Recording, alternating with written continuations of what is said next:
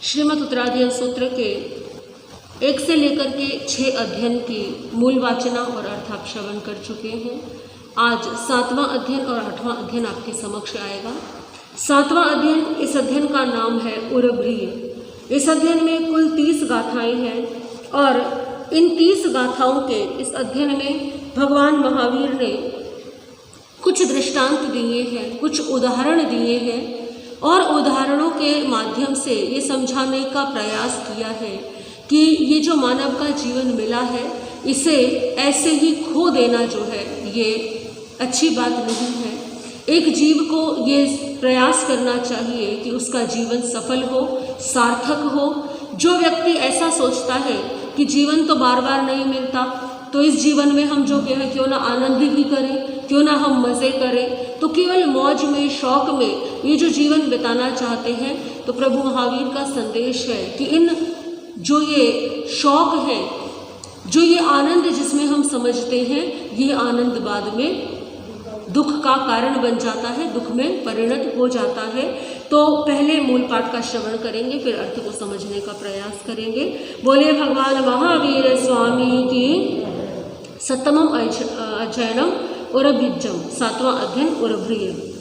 जहाँ ऐसम समुद्देश्य कोई पोसे जे लयम ओयणम, जब समदेजा पोसे जा विषय गणे, ताओ से पुठे परि गुढ़े जाय में एम उदरे, पीनिये व्यूल देहे आय सम परिकंखय, जावन ई आय से ताव जीवई से दुही, अह पतमी आय से सिसम छे तुण भुजई, जहाँ खलु से उरभे आसे आए साय समिहिए, एवं बाले अह मिठे इह नर याउयम, इनसे बाले मुसावाई अधान में विलोभय, अन्नदत हरे तेने माई कंडु हरे सड़े, इथि विषय गिथेय महारंभ परि गए, बुंजय माणे सुरम संपरि बुढ़े परंद में, आया कर भूये तुंदिले चिये लोहिये, आउयम नरे कंखे जहाँ इसव इलय, आसनम सायणम जनम वित्तम काम में भुंजिया, दुसाहड़म धनम किच्छा बहुम संचिनी अरयम, ताओ कम गुरु जंतुम पचोपन परायणे, अयव अगय इसे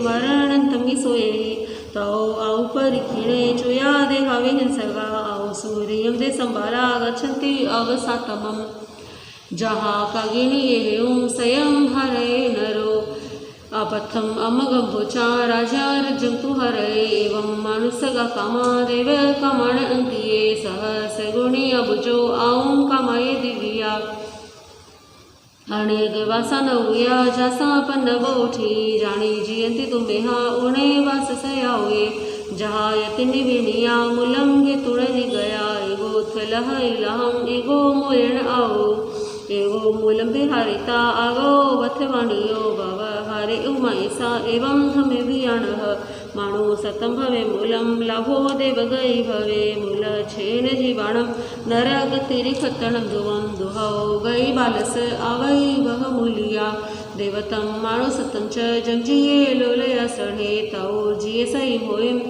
दोबे हम दो गई सए, दुल्हा तस उमचा अधाये सुचिरा दवे, एवं जियम संपेहाय तुल्य बालम च पंडियम, बोलियम ते पवे संति मानसम जोनि में तीजे, विहाया हिम सिखाहिम जेन रागी ही सुवया, ओंती मानसम जोड़िम कम सचाहु पाणिनो, जैसिंग तो वेउला सिखा मूलियम ते ऐच्छिया, सिलवंता सविशेषा अदेना जंति देवयम, इव मदीनम बिखो अगरिम येवियानिया, कहनो जिच में लिखम जिच माणे न संवेदे, जहाँ को सगे उदगम समुदेण समम विने, एवं मनुसगा कामा देव कमण अंतिये, कुसग मेथा इमे कामा सन्नीर धमी आउये, कस हेउं पुरा काउं जोग खेमम न संवेदे, इह कामण ठियस अतठे अवर जय, सोचा ने आउयम मगम जम्बुजो परिभसै, इह कामणी तस अतठे नावर जय, कोई देहने रोहिणम भवे देवेति में स्वयं, दढ़ी जो सणो जसो वर्णो आऊं सुहणमतनम, भुजो जथ मनुष्य सो तथ से उब वजई, बालस पस बालतम अहमम पड़ी वजिया, चिच्चा धमम अहमिठे नरे उब वजई, धीरस पस धीरतम सब धमाणुवतिनो, चिच्चा अधमम धमिठे देवे सो उब वजई, तुलियान बाल भावम अबालं चैव पंडिये चैयुण बाल भावम अबालं सेवये मुनीति देमी। बोले भगवान महावीर स्वामी की। 7वां अध्ययन मुरब्री है। इस अध्ययन के अंदर 4 दृष्टांत प्रभु महावीर ने दिए हैं। सबसे पहला दृष्टांत है एक मेमने का और एक गाय का बछड़ा। एक गाय का बछड़ा है, एक मेमना है, दोनों एक परिवार में जिनका पालन पोषण हो रहा है। बछड़ा अपनी माता के साथ खेलता है। माता सुबह शाम जो है गृह स्वामी को दूध देती है और उसके बाद दिन में वो गृह स्वामी उसे जंगल में घास चरने के लिए छोड़ देता है। बछड़ा पीछे से गृह स्वामी के घर पर रहता है। वो देखता है मेमने की दिनचर्या को, गृह स्वामी को। प्रतिदिन का क्रम था ये। एक दिन बछड़े के मन में कुछ प्रश्न आते हैं।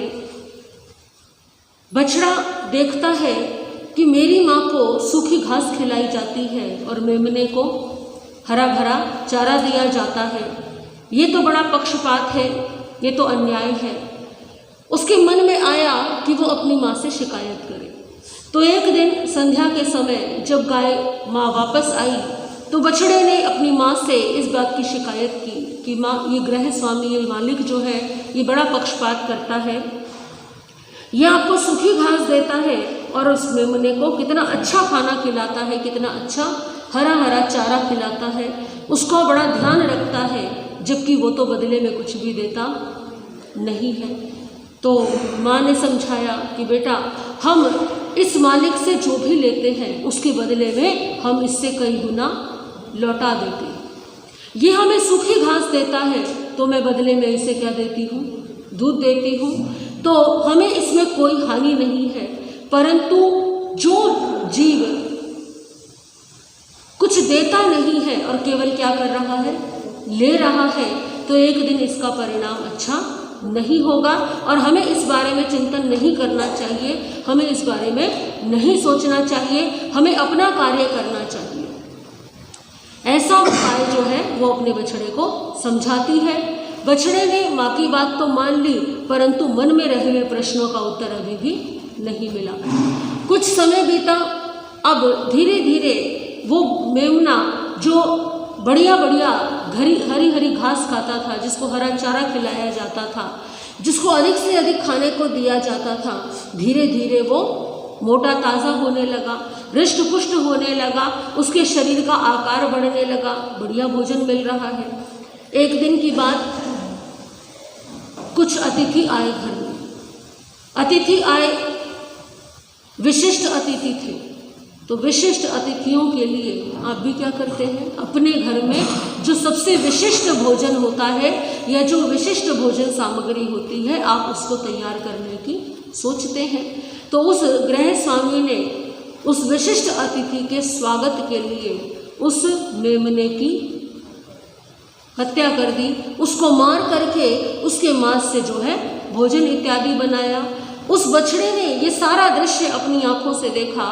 उसको लगा कि अब इसके बाद किसकी बारी है, अब मेरी बारी है, अब मुझे और मेरी माँ की बारी है। तो अब बछड़ा जो है थर थर कांपने लगा, घबराने लगा। माँ आई संध्या के समय तो बछड़ा दौड़ करके माँ के पास पहुँच गया। माँ ने देखा, गाय ने देखा, आज तो बछड़ा बड़ा डरा हुआ है। क्या हुआ? बछड़े ने सारी बात बताई। तो माँ ने कहा कि बेटा, तुम्हें चिंता करने की कोई आवश्यकता, माँ ये हमारे साथ भी ऐसा ही करेगा जैसे इसने इस मेमने के साथ किया है। तो माँ ने समझाया कि नहीं बेटा, मैं यदि इस गृह स्वामी का चारा खाती हूँ, सूखी घास खाती हूँ, तो मैं उसके बदले दूध देती हूँ। तुम भी बड़ा होकर के तुम इसके खेतों में काम करने के योग्य बनोगे, तुम इसके खेतों में काम करोगे, ये तुम्हें नहीं मारेगा और ये मुझे भी नहीं मारेगा, क्योंकि हम जो प्राप्त करते हैं, जो हमने पाया है, हम उसके बदले हम लौटा रहे हैं। इस कारण से हमारे साथ ऐसा व्यवहार नहीं होगा। वो मेमना वो केवल खाता था, वो बदले में कुछ देता नहीं था। इस कारण से क्या हुआ, परिणाम ये हुआ। तो बेटा, जिसकी मृत्यु निकट है उसको बहुत अच्छा मनचाया खिलाया जाता है। इस कुछ थोड़े से सुख के लिए उस मेमने को अपने प्राणों से हाथ, उस समय तो वो कितना प्रसन्न होता होगा जब हरी हरी घास मिलती होगी, परंतु जब प्राण संकट में पड़े तो मन में क्या भाव आए होंगे। तो प्रभु महावीर यहाँ फरमाते हैं कि मानव का जन्म हमें मिला है, परंतु हमने इन सुखों में लिप्त होकर के हमने अपने जीवन की हानि की है, क्योंकि हमें ये मालूम ही नहीं है कि इस जीवन को प्राप्त करने के पश्चात हमें धर्म आराधन भी करना था। जीवन पाया है तो कुछ ना कुछ करना भी अवश्य है। जो व्यक्ति ऐसा नहीं करता, जो मन चाहा खाता पीता है, उसे ये दुख उठाना ही पड़ता है। और जो रूखा सूखा खा करके जीवन जीता है और उससे बदले में कुछ ना कुछ अवश्य जो है देता है, उसको ऐसा दुख सहन नहीं करना पड़ता। सुस्वादु भोगों की आसक्ति साधक के जीवन का सर्वस्व हरण कर लेती है, ऐसा इस दृष्टांत के माध्यम से समझाया गया है। दूसरा उदाहरण दिया है एक व्यक्ति का। एक गांव में एक व्यक्ति था, बड़ा निर्धन, बहुत ही अधिक निर्धनता में जीवन यापन कर रहा था। मन में आया, यहाँ पर तो मेरा भाग्य उदय नहीं हो रहा, तो क्यों ना मैं किसी दूसरे देश जाकर के, मैं किसी दूसरे गांव जाकर के कुछ काम देखूं, हो सकता है मेरा भाग्य चल जाए और मेरा काम अच्छा हो जाए। ऐसा विचार करके उसने अपना गांव छोड़ा, अपना देश छोड़ा, किसी दूसरे देश में दूर पहुंच गया। वहाँ पर बड़ी मेहनत की, बड़ा उसने पुरुषार्थ किया और धीरे धीरे मेहनत करके धन एकत्रित कर लिया। सोचा अब धन एकत्रित तो कर लिया, परंतु जब तक अपने गांव ना पहुंचूं तब तक जीवन की सार्थकता। आप भी कितना भी कहीं भी घूम ले फिर ले, कहीं कितना भी लाभ हो जाए, परंतु अपनी जन्मभूमि की याद तो हर किसी को आती है।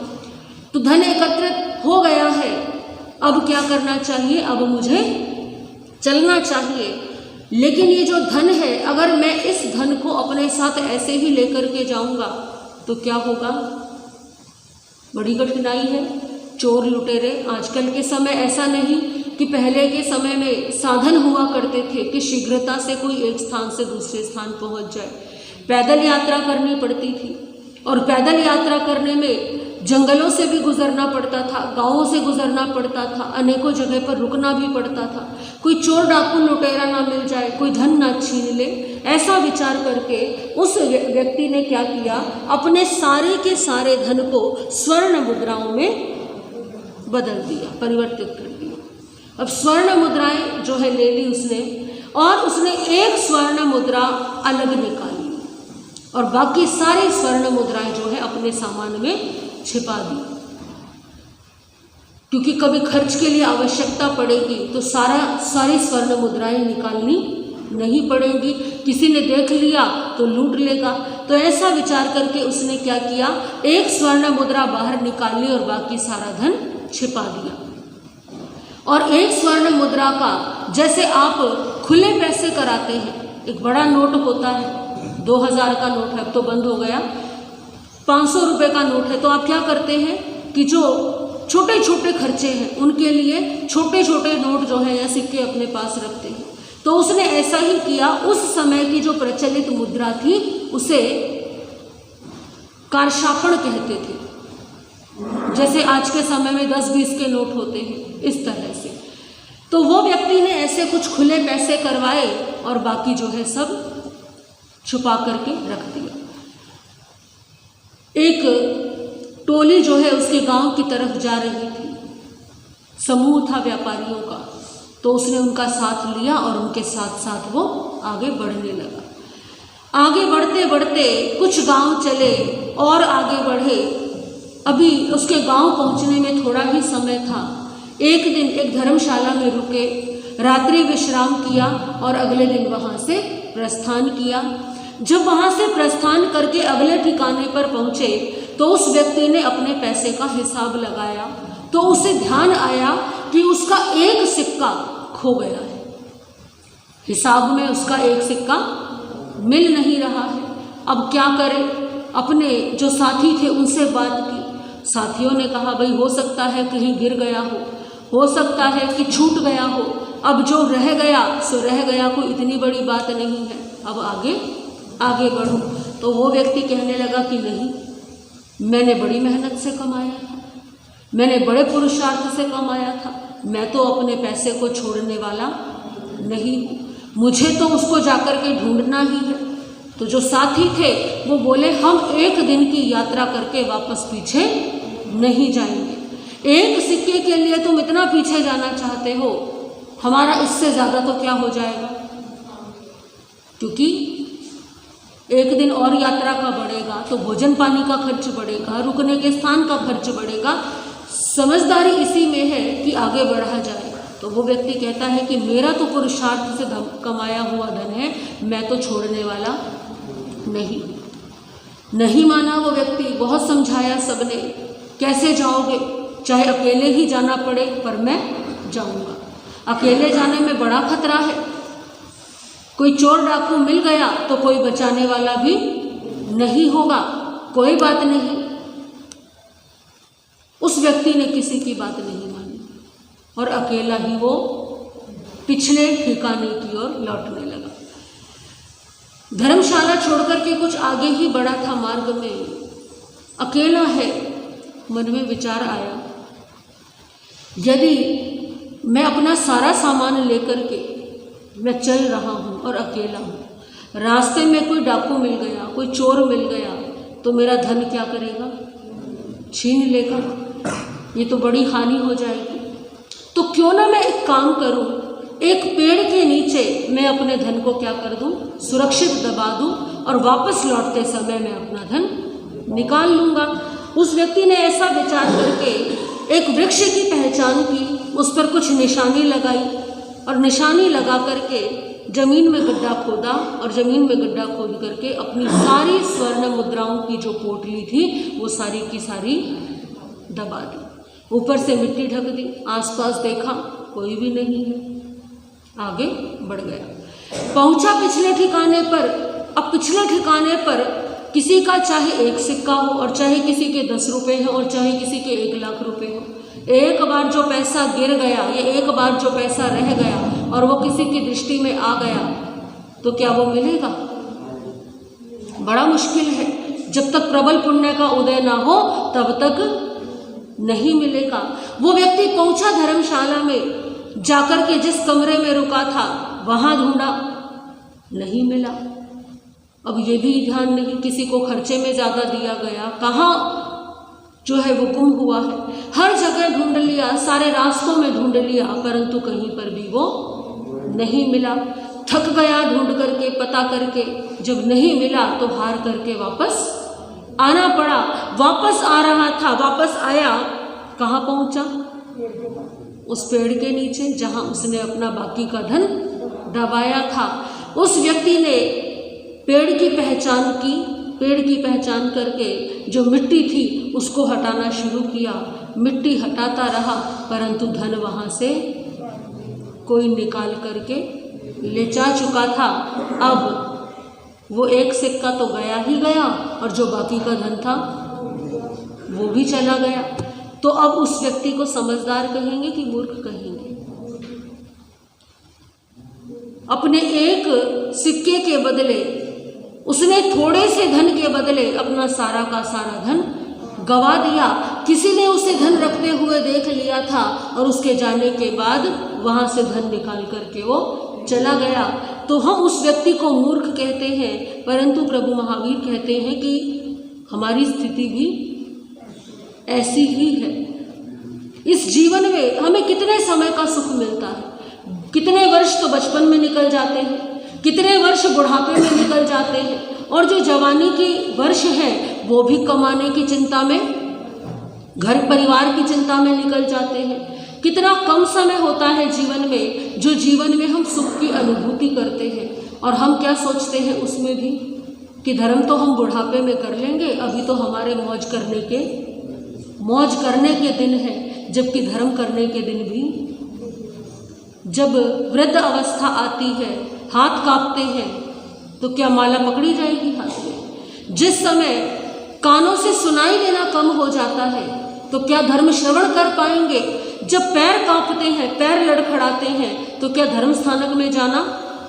आप सौभाग्यशाली हैं कि आपके शरीर, आपकी इंद्रियां अभी तक आपको धर्म करने में अनुकूल है, और रोगों का तो युवा अवस्था में भी कोई भरोसा नहीं है।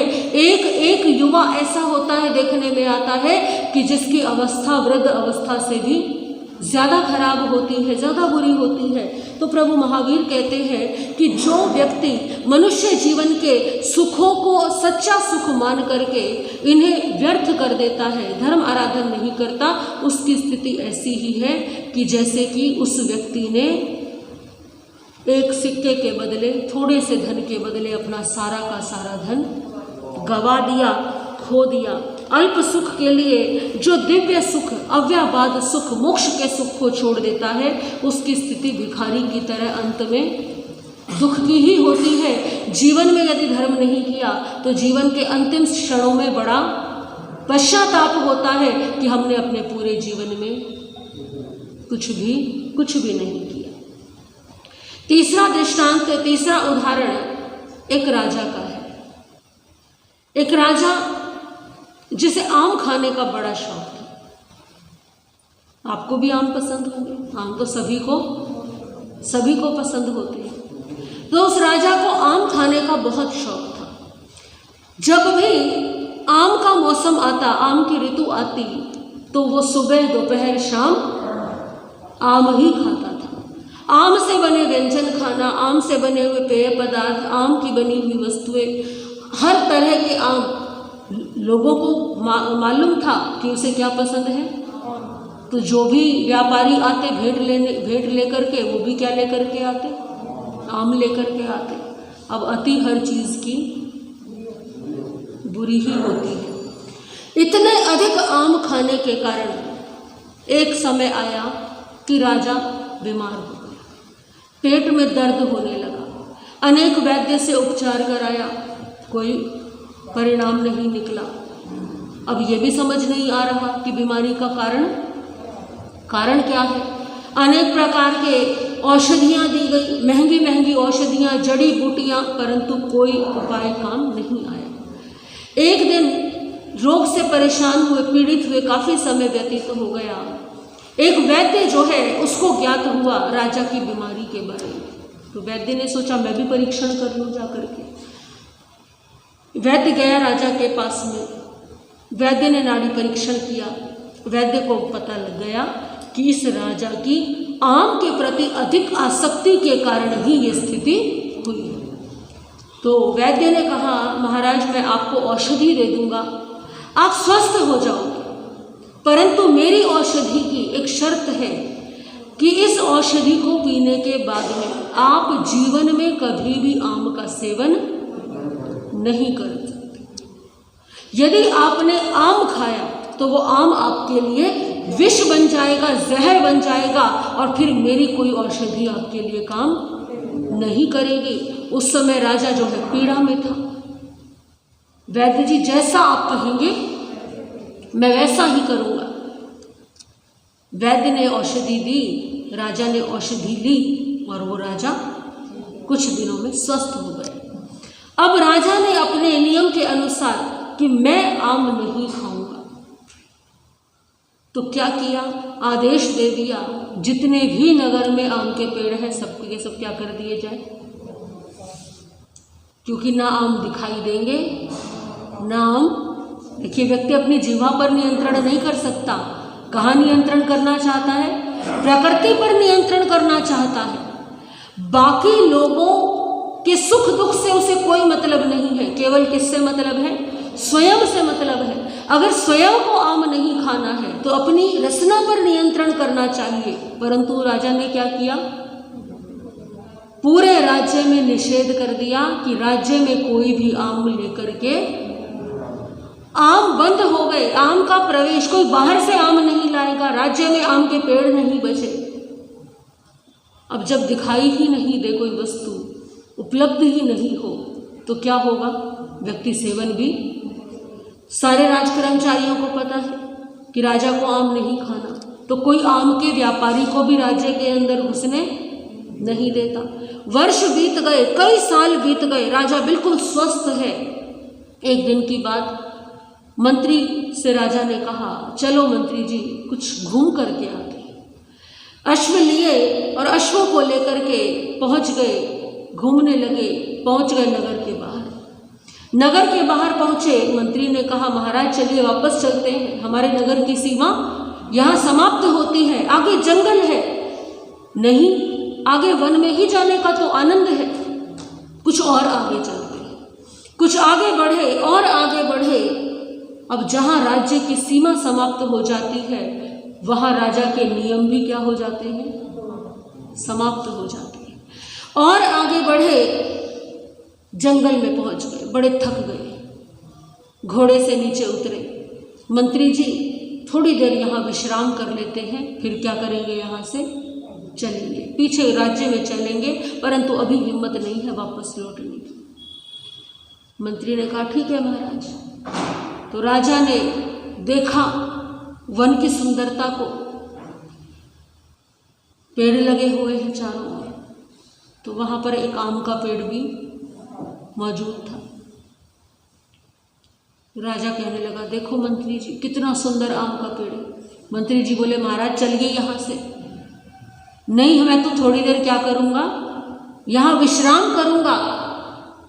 राजा लेट गया वृक्ष के नीचे, वृक्ष की छाया में बड़ा आनंद आ रहा है। लेटा हुआ राजा ऊपर क्या देख रहा है? वृक्ष में लगे हुए आम देख रहा है। मंत्री जी समझा रहे हैं महाराज, क्योंकि मंत्री को मालूम है कि आम के प्रति इनकी आसक्ति कितनी अधिक है। महाराज चलिए यहाँ से।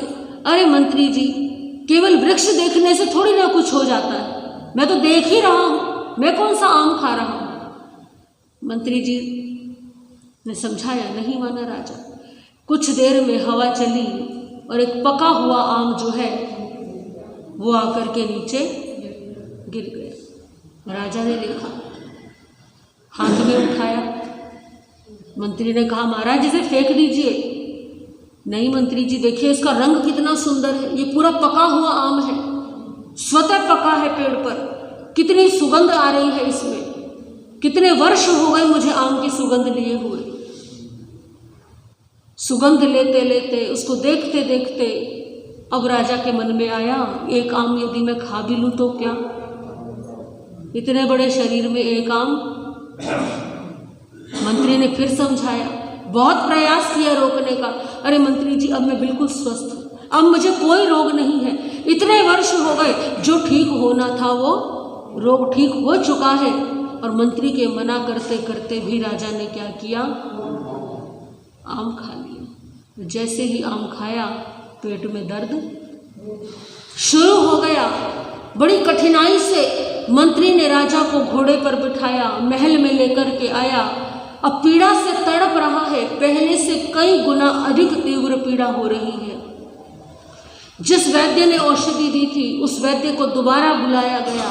वैद्य ने नाड़ी परीक्षण किया। राजा कुछ कहे उससे पहले ही उस वैद्य ने बता दिया कि महाराज ने क्या किया है, अपना परहेज तोड़ दिया है और अब मैं कुछ भी नहीं कर सकता।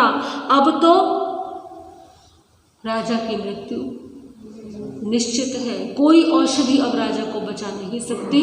और कुछ ही देर में तड़पते हुए राजा ने प्राण त्याग दिए।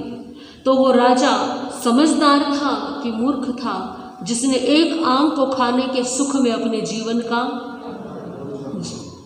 का ही हानि कर ली जीवन की। तो प्रभु महावीर फरमाते हैं कि यदि हम क्षणिक सुखों के लिए अपने जीवन की हानि करते हैं तो हमारी स्थिति भी ऐसी ही है। ये रसना की लोलुपता, ये जीवा की लोलुपता कितनी देर की है, जितनी देर वो क्या है, रसना पर स्पर्श हो रहा है। जैसे ही वो वस्तु अंदर गई पेट में, उसके बाद रस क्या हो जाता है, समाप्त हो जाता है, इतनी ही देर का स्वाद होता है, परंतु वो शरीर में जा कर के किसी को डायबिटीज़ हो और शुगर बढ़ी हुई हो और वो व्यक्ति मीठे पर मीठा खाए तो कितनी देर का सुख है, जितनी देर के लिए वो खा रहा है, परंतु शरीर में जाकर के वो कितना भयंकर दुष्परिणाम करता है। फिर कितनी गोलियां खानी पड़ती हैं, कितनी दवाइयां खानी पड़ती हैं, और दवाइयां खाने के बाद भी रोग का निदान तो बेहतर क्या है। कितना कठिन है ना। तभी तो किसी से आवाज़ नहीं आ रही कहीं से कि मीठा छोड़ना ज़्यादा अच्छा है। नहीं महाराज जी, खाना ही ठीक है, कोई बात नहीं, दवाई खा लेंगे। तो प्रभु महावीर भी यही कहते हैं कि त्याग करना जो है वो ज़्यादा श्रेष्ठ है।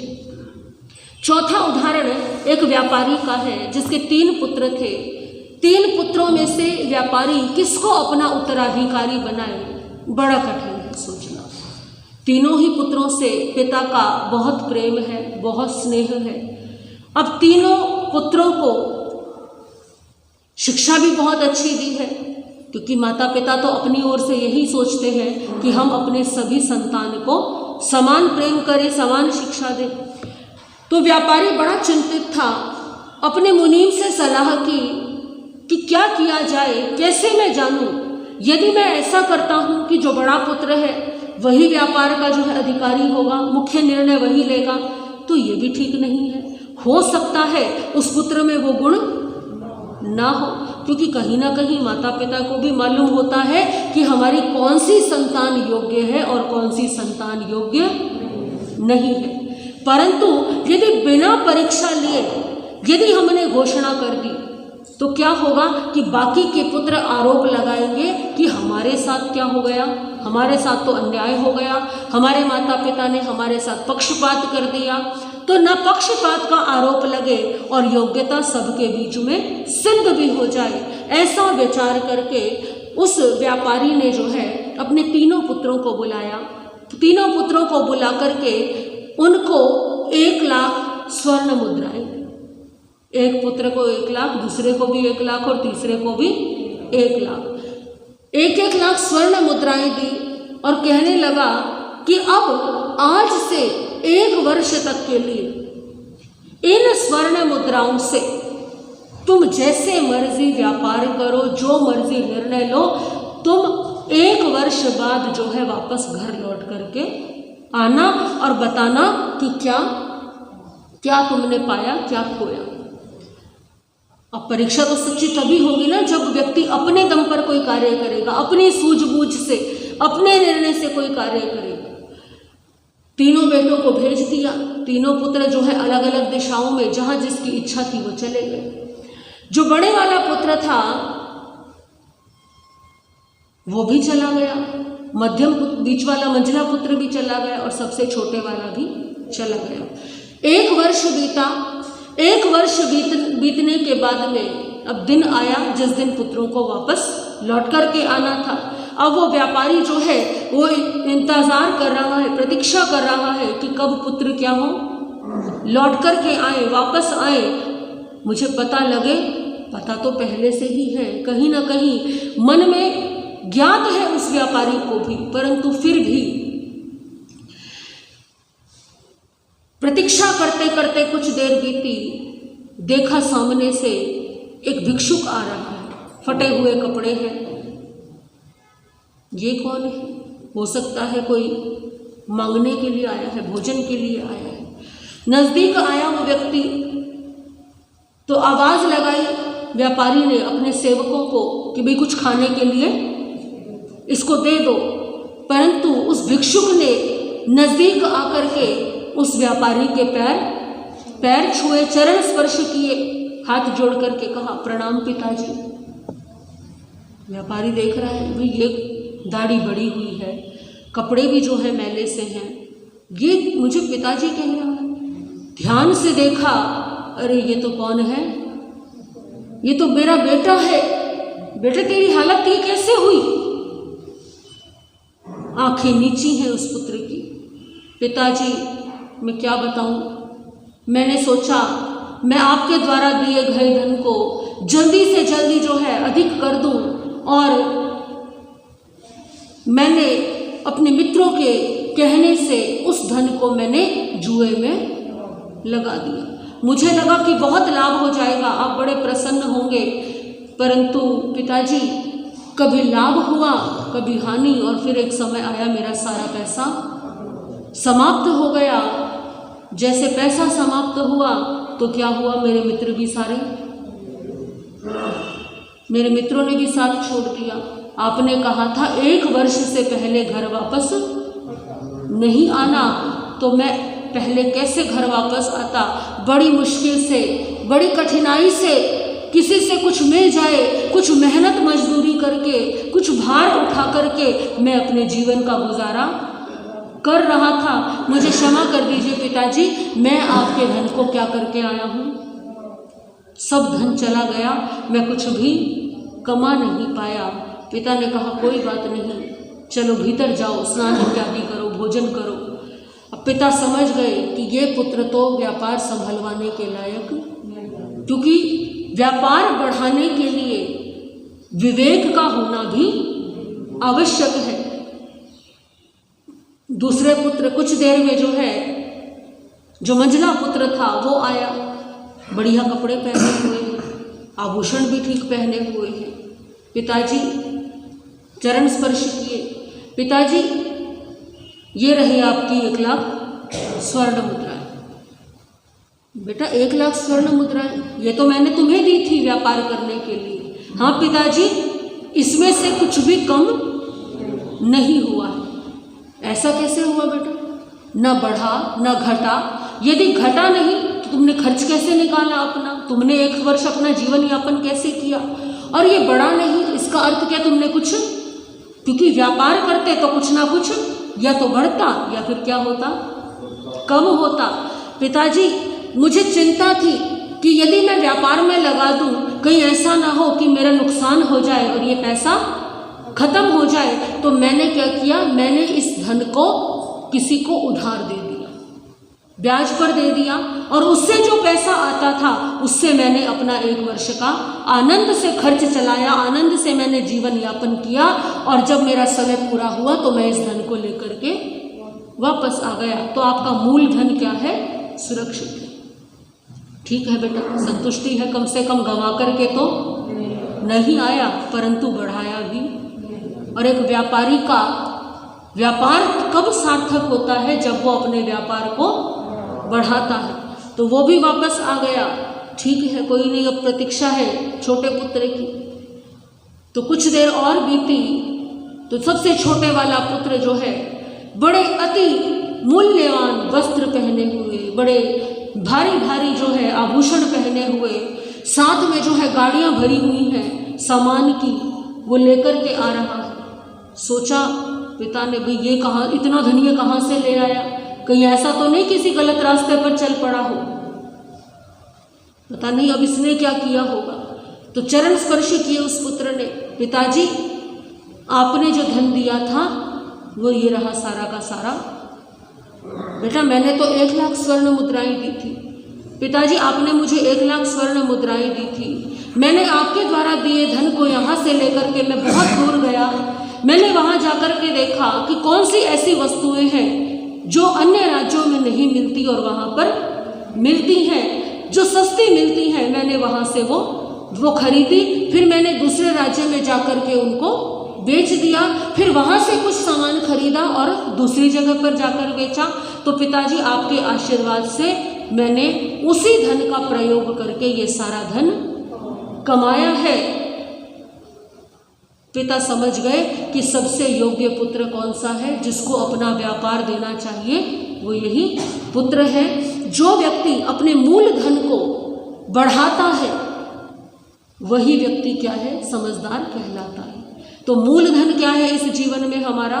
इस जीवन में हमारा मूल धन है हमारा मनुष्य जीवन। ये क्या है, हमारा मूल धन है। यदि कोई मनुष्य बन करके ऐसे कर्म करता है कि वो आगे भी मनुष्य ही बने, तो इसका अर्थ है कि उसने क्या रखा है, अपना मूल धन सुरक्षित रखा है। मूल धन गंवाया यानी कि नरक गति और तिर्यंच गति का बंद कर लिया, तो घाटे का सौदा है ये तो क्या कर दिया, अपना सब कुछ गवा दिया। और मूलधन को बढ़ाना क्या है? मनुष्य गति से उच्च गति कौन सी है? देवगति, और देवगति से भी उच्च गति मोक्ष की है। तो जो जीव मनुष्य गति से सत्कर्म करता है, शुभ कर्म करता है, देव गति या मोक्ष गति में जाता है, ऐसा जीव अपनी पूंजी को क्या कर रहा है? बढ़ा रहा है। तो प्रभु महावीर कहते हैं कि मनुष्य जीवन मूलधन के समान है। मनुष्य जीवन से जो देव गति पाता है वो अतिरिक्त लाभ है। जो सिद्ध गति को प्राप्त करता है वो तो अव्ययवाद सुख है, उसके बराबर तो कोई सुख, कोई लाभ है ही नहीं। जो मनुष्य से मनुष्य गति प्राप्त करता है, यानी वो मूलधन की सुरक्षा कर रहा है, और नरक और तिर्यंच गति का बंद करना, अपने मूलधन को भी गवा देना है। तो एक मनुष्य को क्या करना चाहिए? या तो वो अपने पूंजी को बढ़ाए, और नहीं तो कम से कम उसे क्या रखे? सुरक्षित रखे। पूंजी को गवाना, मनुष्य जन्म को गवाना, ये क्या है? ये मूर्खता है। तो प्रभु महावीर ने 7वें अध्ययन में ये 4 उदाहरण देकर के मानव जीवन को सार्थक कैसे किया जाए, सफल कैसे बनाया जाए, इस बात की शिक्षा दी है। इन सभी बातों का हम सभी पालन करें। आज की श्री उत्तराधीन सूत्र की वाचना यहीं तक ही। सभी हाथ जोड़ लेंगे। श्री